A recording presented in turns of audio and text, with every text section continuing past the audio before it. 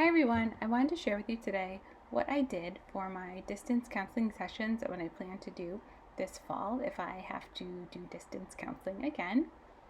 As you saw in my last video, I sent my students counseling assignments every week or every other week for them to do, and I did that in combination with this counseling as well. So I want to share today how I did those counseling sessions, what worked for me, what didn't work well, what I'll be changing. For the most part, things went well.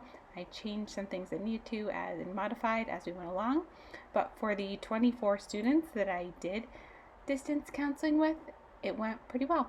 My students were mostly students that had IEP goals and objectives, and then some of them were students that I saw for intervention counseling purposes when we were in school, and then I carried that over in some capacity to counseling through the screen.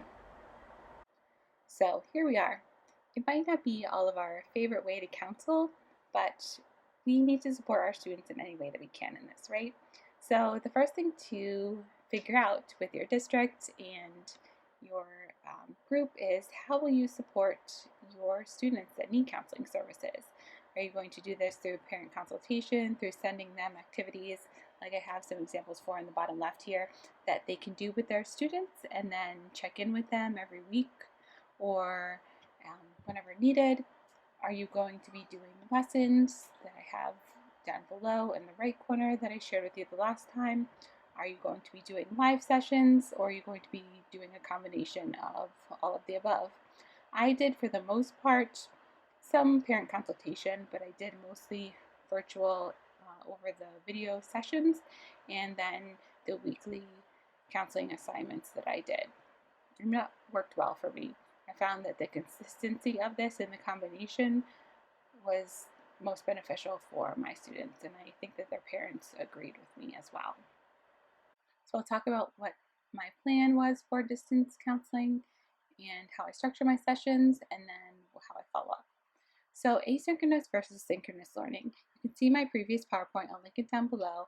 I thought that a combination of both of these, using a consistent theme and using my online sessions for follow-up, was the best for me. So if I was doing an assignment that I sent to my students on mindfulness, I would send them the mindfulness activity for 1 or 2 weeks to complete, and then the next time I saw them during that time or after that time, then we would talk about mindfulness and use what they learned in that assignment as a follow-up. That way I could see that they were learning it on their own independently a little bit or with their parents, and that then I was talking about it with them about how to apply it as well. So the first thing you want to do is to have a plan. Set yourself up for success. Just like we have to plan for our sessions in person, we have to plan for them virtually. And I think it's almost more important for me to plan virtually rather than just going on and being like, okay, hey, how you doing? Let's get to work.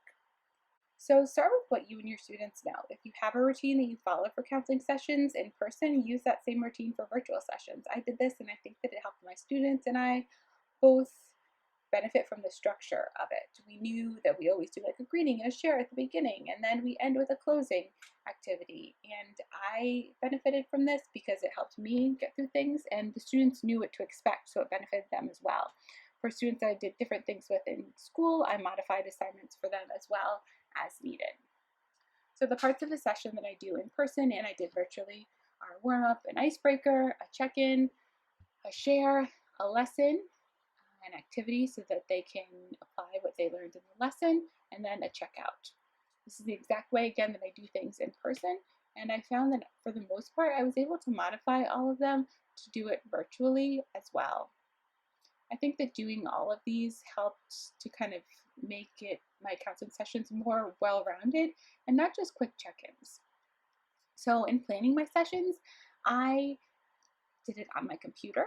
I found that was the most helpful for me. I would pull up the Notes app right in my screen and then write out what exactly we were going to be doing. Even though I've been doing these sessions the same way for over 5 years, I literally wrote down for number 1, greeting.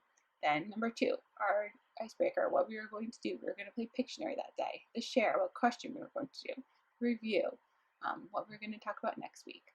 And I looked at it each time, and it really helped me.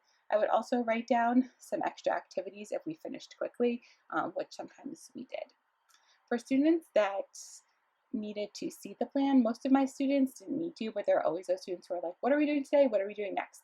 I would post our plan visually on a Google slide, and then I would share it with them at the beginning and as needed as we go through so that they could see we did this, what's the next thing that we're moving on to. And I will share the template for what I'm using for this year and a link below, and you can find the old ones in my Google Slides. So once you have planned, it's time to get going. So the first thing that I would do with all my kids is a warm-up or icebreaker. This is something that I learned early on to start with, because just like all students might not arrive on time to your sessions in person, they might forget and go to a different class or something. Some of my students would show up 5 minutes early to sessions, and some would come in 10 minutes late. And if I started the lesson right away, I would end up having to go back, and then I would lose the student that had already heard it, and it would just be really hard and to catch up. It didn't start us off on the best note. So then I started doing a warm-up or an icebreaker off the bat, and this helped for 2 reasons. It helped break up that time that we needed, but it also helped to just like establish that rapport and to get my students really engaged. So we would do Pictionary sometimes. I would do it SEL themed or not. Another game that I really liked was a game called Zoom In. I learned about this on someone else's YouTube channel. You pick a picture and you zoom in really close, and then students have to try and guess what it is, and every time they guess incorrectly, you zoom out until they get it. So I would do this a lot. I would pick 5 animals or 5 foods, and we would go through them, and the kids really liked this, and I thought this is a really fun game as well. Some people do word games or scavenger hunts where you'll say to a child, go and get something that makes you happy, and they go and get it to bring it to the screen. That was really hard for my students. When I tried it, they just couldn't get back engaged and attentive to the screen, so I didn't end up doing that, but they really enjoyed Pictionary and Zoom In, so I stuck with those for the most part. And then we would do our check-in, just like we do for in-person sessions. I would use whatever we had already done or were working on. So for most of my students, this was feelings or emotions. For the ones that were using zones of regulation, we would do that. If they were doing another 1 through 5 scale for anxiety or something like that, then that's what we would use. So we kept it consistent as well. Once we finished that, we would do our share. I really like share just in general in doing these counseling sessions in person or online, because it's just a fun way to connect with your kids. And especially when you're not seeing them day to day, I feel like there's so much to catch up on. So we would do fun questions, sometimes like, what's the best part of your week? What do you eat for breakfast? How's math going? Just to get them talking and to maintain those connections that sometimes you might miss out on. This was also where if teachers would tell me, so-and-so isn't showing up to their math class students, or so-and-so hasn't completed their LA assignments in a week and a half, this is when I would make up the share question to center on that, and then we would talk about it there as well. And then I would do my lessons. So I used a variety of tools for my lessons: YouTube videos, Google Slides, different websites. Sometimes it was just me and the students talking, Brain Pop, Go Noodles, Everyday Speech, Headspace for mindfulness, and Social Thinking has a lot of read-alouds and activities free on their website right now. I found that it was helpful for me to switch up the lessons and not do the same thing every week. So if I did a YouTube video one week, then I might do a Google slide the next week. And I just varied these based on what we were studying and learning about and what I could find online. For the activity, sometimes because my students are older elementary, it was just a discussion about how can we apply this to what we've just learned? How can you use this tool tomorrow for the next time we meet? For other students, we did games. So I got the game board on the left that you see off TPT, and then this is an example just using my own child, but I would make little pawns or characters from my students' pictures, and then we would move those along the game board on whatever topic we just discussed. Over on the right, you see a Google Jamboard activity they did when we were talking about inner coach and inner critics for my students. So I would just have them pick one of the post-its there, and they would have to change it into the inner coach. And then the checkout. So next time, when are we meeting is always a big question. What's next? Like, do I have to do an assignment next, or when are we meeting next? What worked well in this session? Was the video way too long? Was it boring? Did I not understand the game that we did?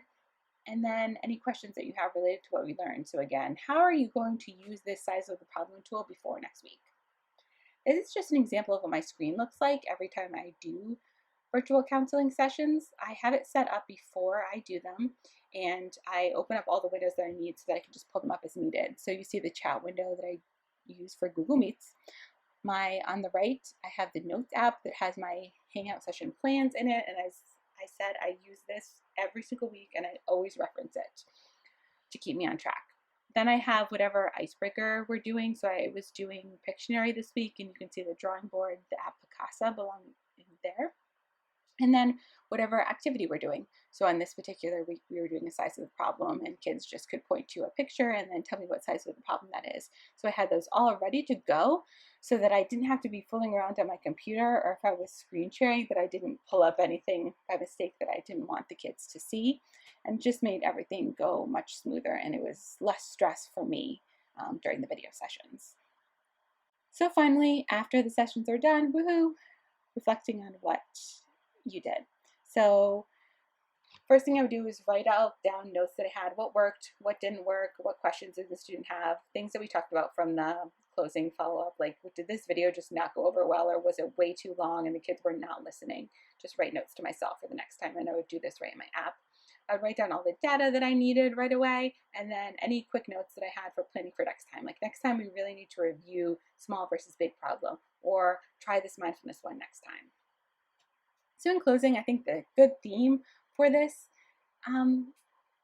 distance learning is sometimes you win, sometimes you learn. It's not going to be perfect, and you're going to make mistakes, and all of us are making mistakes, but it can be really engaging, fun, and a good learning tool for students and for you.